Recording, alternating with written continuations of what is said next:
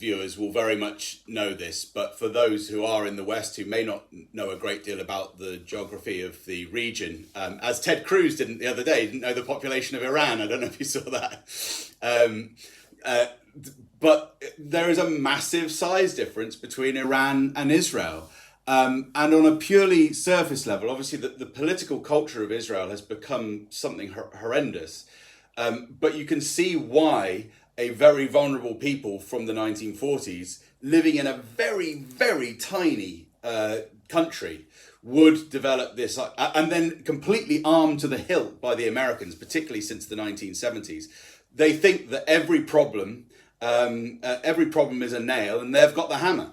So that's part of, I think, why Israel has become like this. But there are obviously other issues to do, as well, which I won't go into. But you know, it's really atrophied into a very peculiar state. But simply on basis of size and weapons going in and a tiny population, this has led to three major previous wars in the 20th century.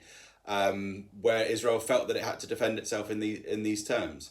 So yeah, there are very real, kind of obvious reasons why Israel would behave in that way. I think it's so interesting what your guest was saying about referred to. I was just thinking about George Galloway's comments about Saudi Arabia there, where he said, so your guest was talking about the shallowness of Donald Trump.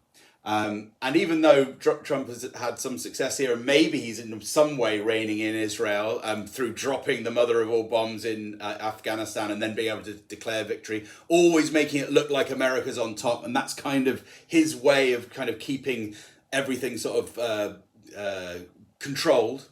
But it was interesting that that is a quite sort of shallow nationalistic way of seeing the world. Listen to what George Galloway just said. I thought that was so interesting. Galloway is thinking about international law. He said, even if it was Saudi Arabia, who he's completely opposed to because of their internal abuses and very